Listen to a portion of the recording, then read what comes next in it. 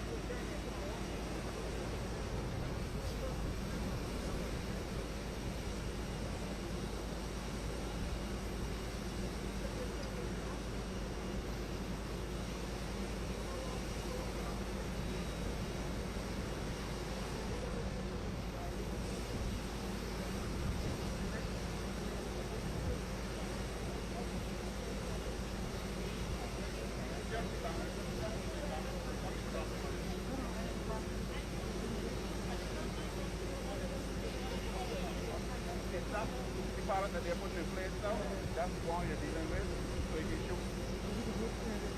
Correct.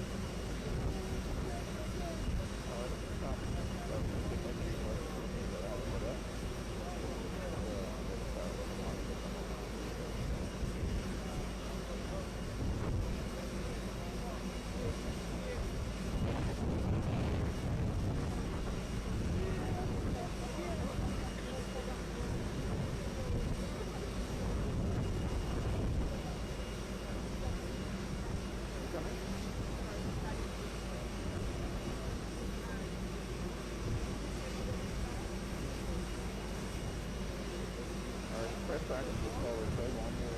I can drop your thing.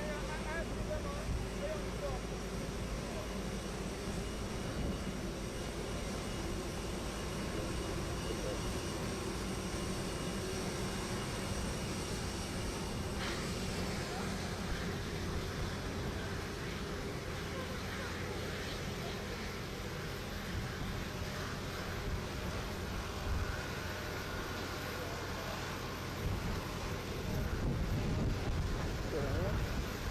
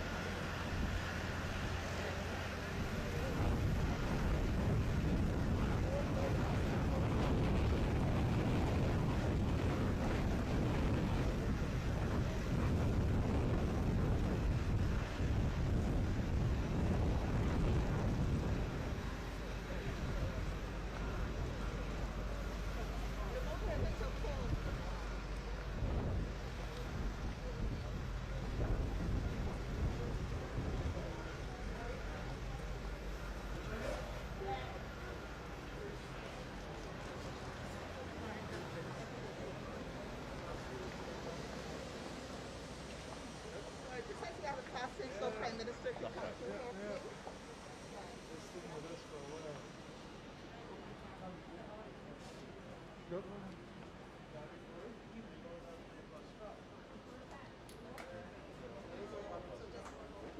You're not going to be able to, I think definitely have to bring that because something's running on.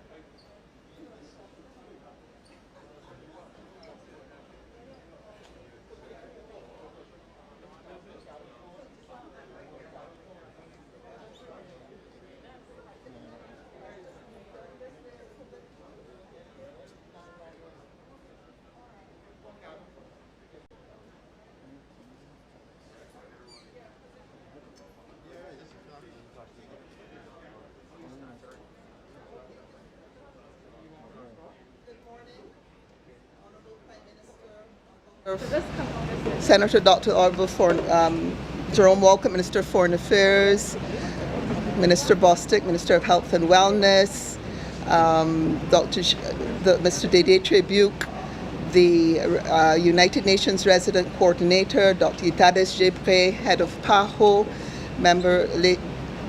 ladies and gentlemen of the press. I should have also mentioned the Chief Medical Officer and the Permanent Secretary, Ministry of Health and Wellness, the Director of the Drug Service, others from colleagues from PAHO and UNICEF. Good morning all. There will be a few remarks this morning on the occasion of the arrival into Barbados of the second shipment of the COVID vaccines, and I will now ask the order, because we'll just announce the order and then we'll proceed. Dr. Itades Gebre, the PAHO representative, will make some opening remarks, and followed by the Honourable Lieutenant Colonel Honourable Jeffrey Bostic, Minister of Health and Wellness, and finally Prime Minister of Barbados, the Honourable Leah Motley. So, Dr. Itades, can I ask you? I'm sorry?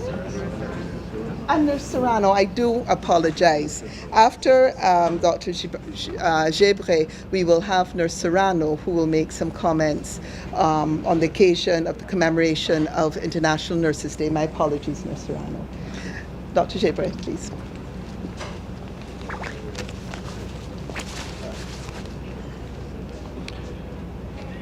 Good morning.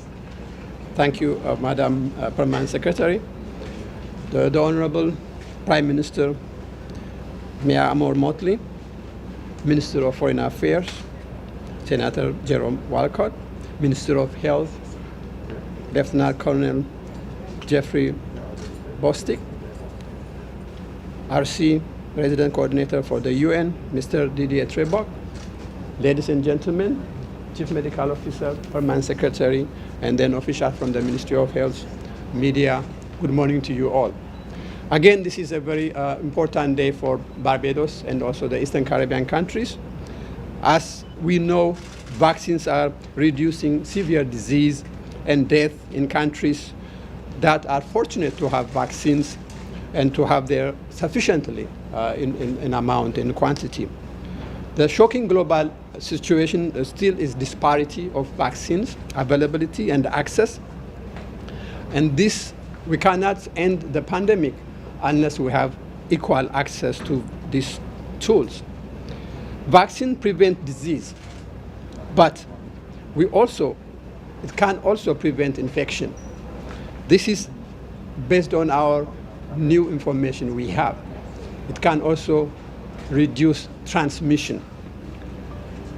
Madam Prime Minister, while cases and deaths are still increasing rapidly in WHO, the Southeast Asia region, globally we are seeing a decline of case and death overall.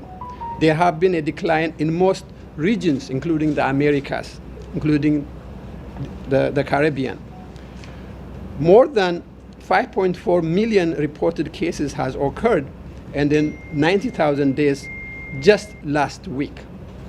As we speak this morning, globally, 1.4 billion doses of the vaccine has been administered. Through the COVAX facility, 55 million doses have been distributed to 122 countries.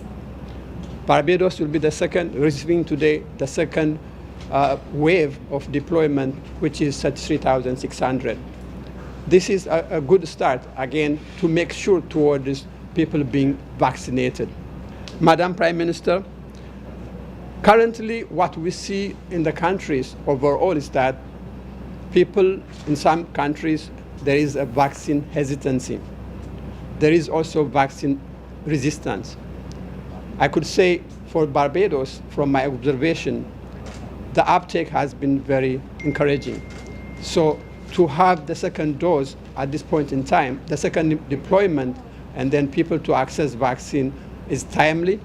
I applaud again your government and then the leadership from the Ministry of Health to ensure vaccines are available to all who needs it, and then at the time most they need it to prevent infection, to reduce disease and severe illness. With that, I thank you again for the Ministry of Health continued support. And then in this particular week, as we are celebrating nurses and then International Nurses Day, I congratulate the nurses who are working day and night in this country. I thank you very much.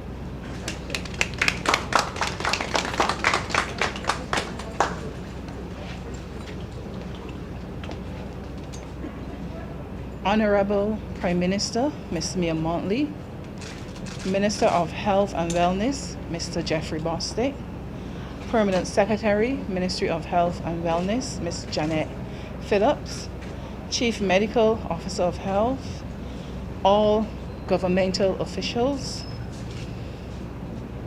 members of the press, residents of Barbados, and visitors, good morning. It is indeed a great privilege for me to be here this morning on such a special occasion. I can, at this time, return to work with a smile on my face when I am approached with the oh so familiar questions, at times even before disembarking my vehicle. Sister, do you have any more first doses? Where can I go to receive my first shot? When will the next batch of vaccines arrive? Also, the constant telephone calls from individuals and organizations as to when will vaccines arrive and when can I receive my first shot. We as Barbadians, we are a very well-educated population. We're all aware of the seriousness of this disease and of the devastating impact that it has on our community and also worldwide. We are aware of the measures we need to take to ensure that we not only protect ourselves, but our community. And this by no means include being vaccinated.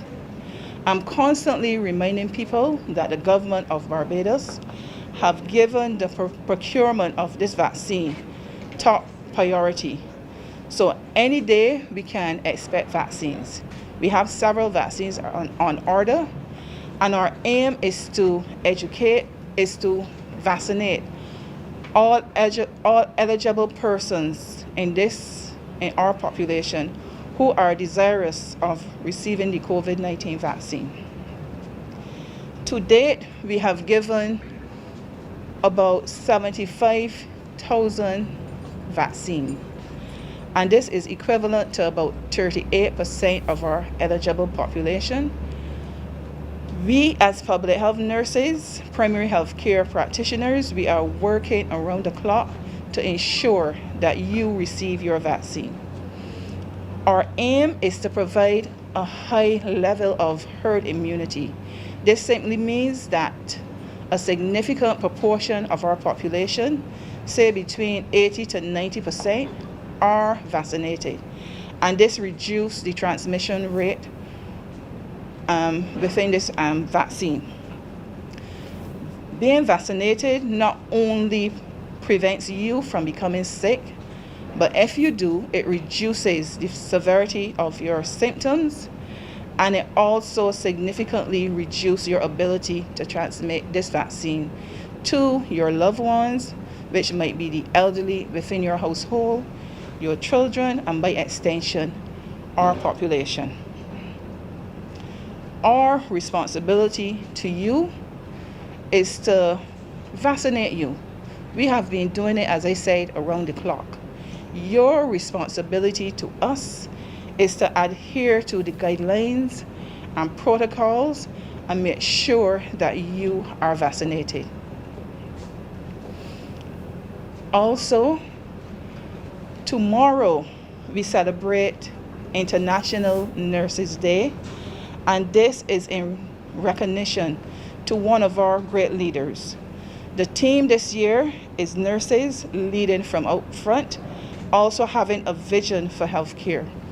We are out front in healthcare. We are the backbone of any healthcare system. I would like to congratulate all you nurses up there who are working around the clock during this pandemic.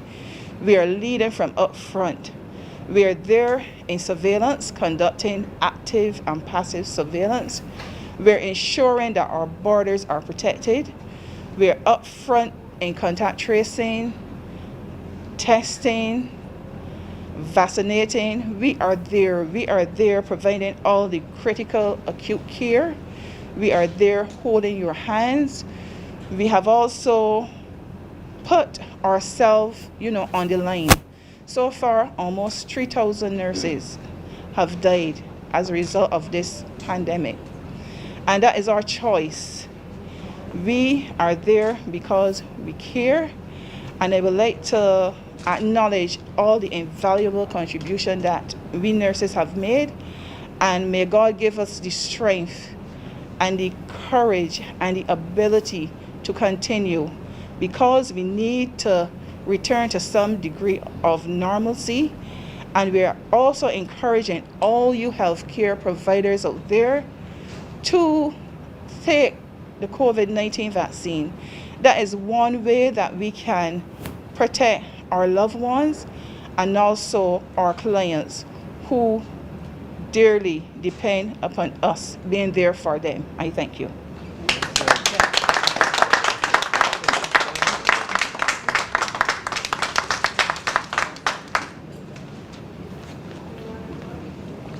Honorable Prime Minister, ministerial colleague, Excellencies, members of the Ministry of Health and Wellness and PAHO families, members of the media, ladies and gentlemen, good morning.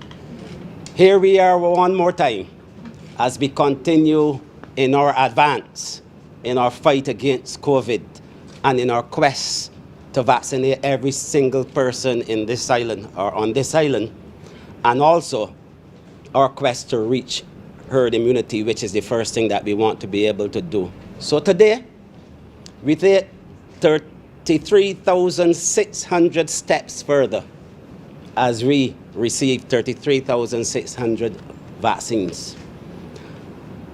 I know that the government of Barbados has done everything possible to ensure that we have enough vaccines available for everyone on island.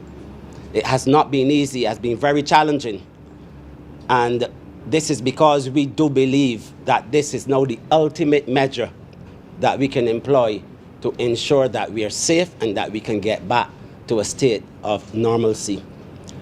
All I want to do at this stage in support of Sister Serrano, and especially as the nurses are observing and celebrating Nurses Week, with tomorrow being Nurses Day. As the Minister of Health and Wellness, I want to salute all of our hardworking, dedicated, committed nurses. Thank you for your service. And I urge you, as they said, tourism is our business. COVID-19, regrettably, is also now our business. Play your part. Do not hesitate. Vaccinate. Thank you.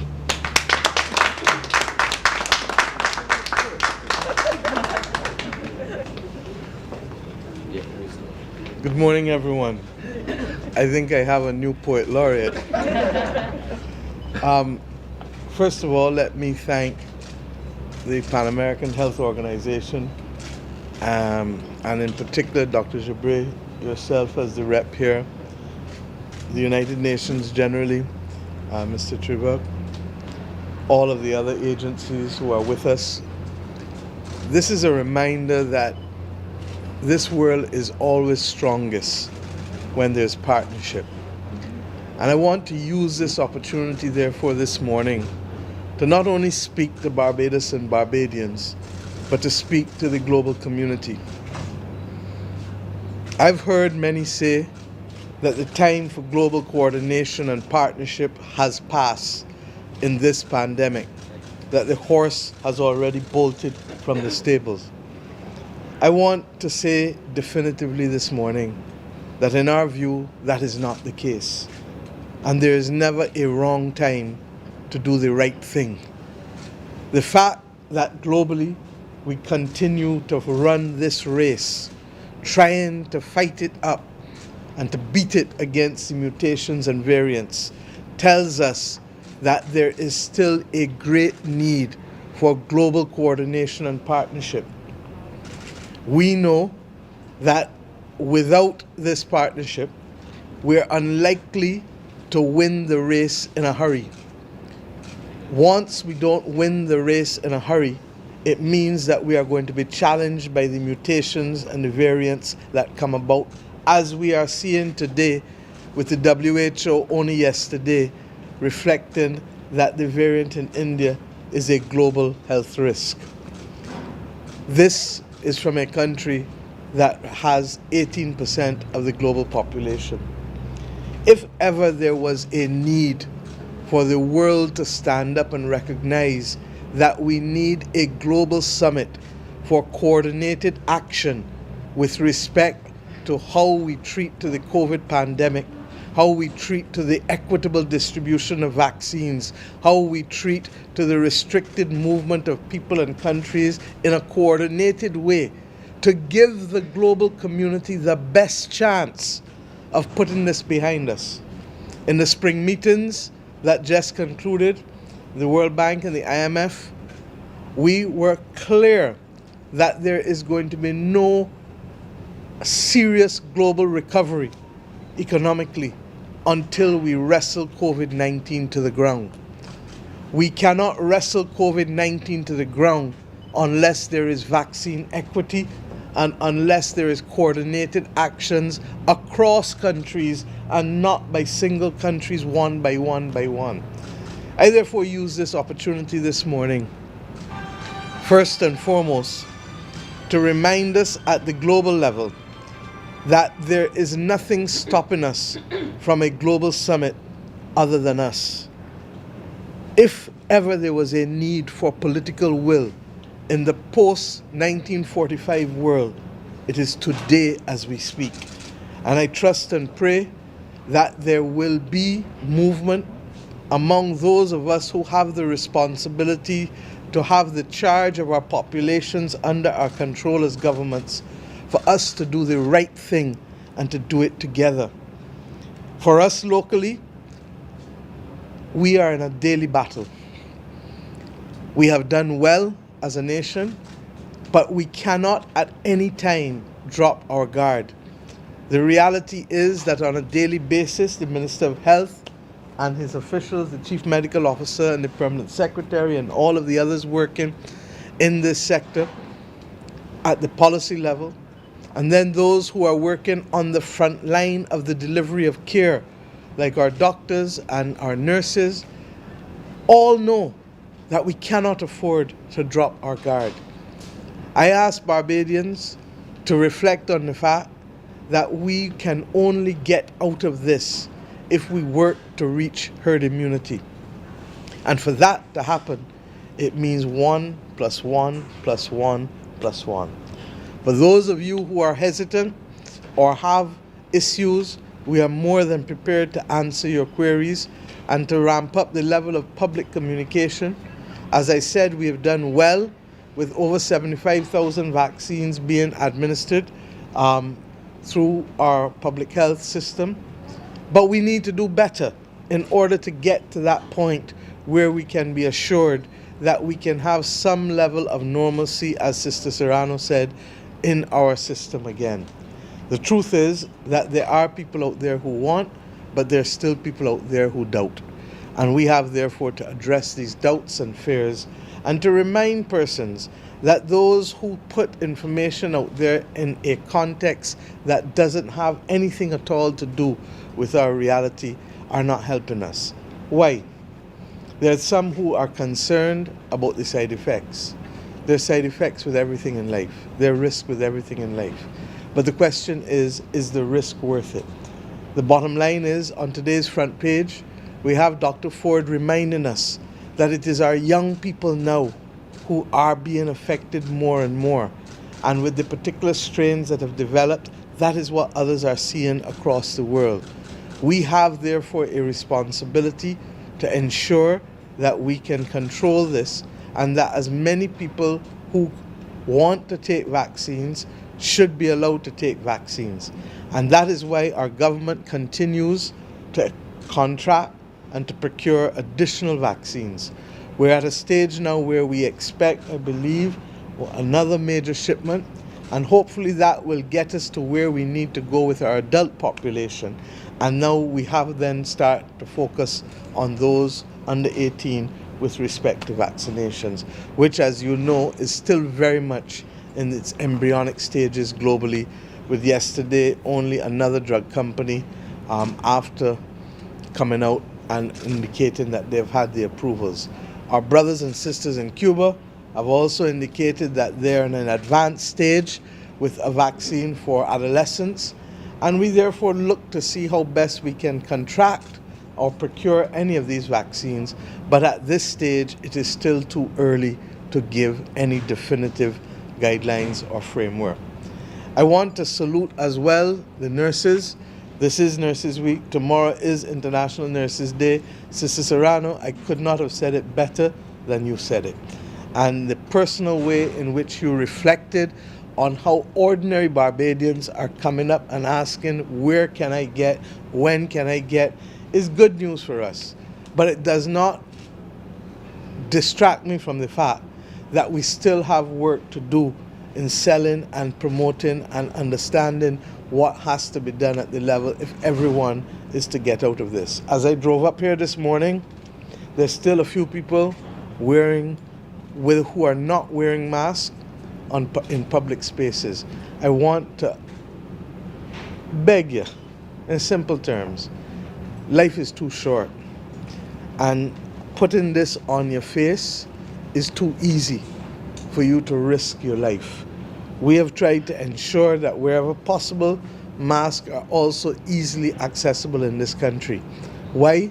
Because we are as strong as the weakest link among each of us.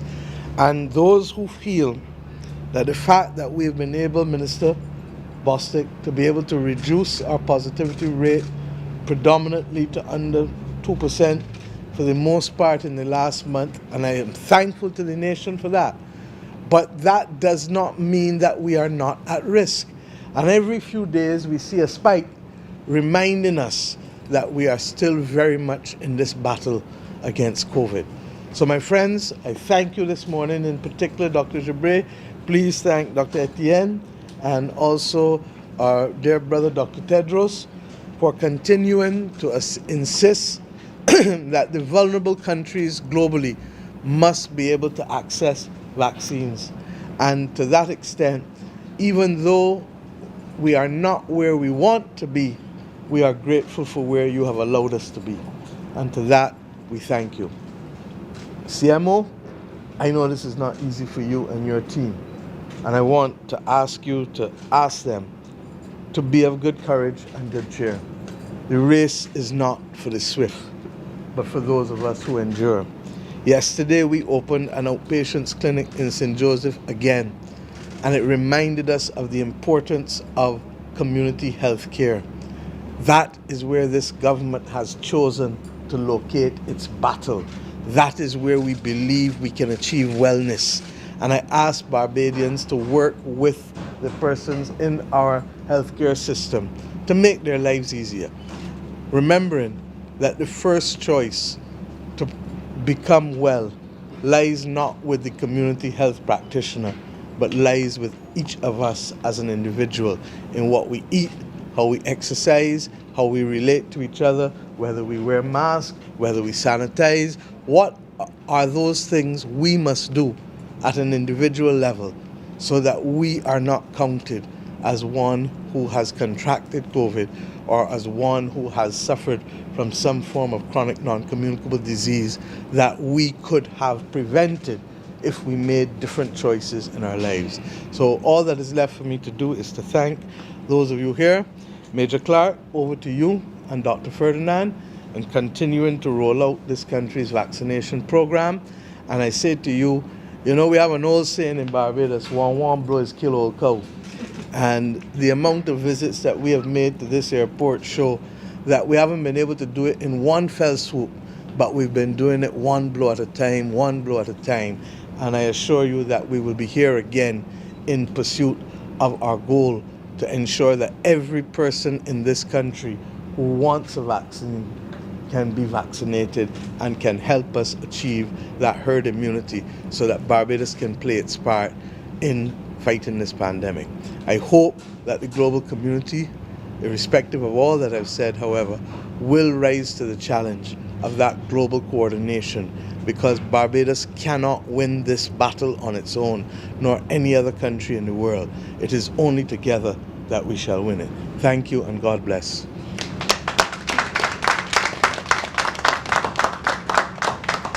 Thank you, Prime Minister. I'd like to thank those who've spoken for their words of guidance and inspiration, for those whose presence here shows their support for Barbados and our cause, our endeavour, and for those who are working behind the scenes to make sure that we continue to be safe. This is the end of the... Any questions? Okay, I'm sorry. It's all to close down, but the Prime Minister says that she will take questions. Any questions? Any of us? For the Prime Minister, Minister Bostic, PAHO,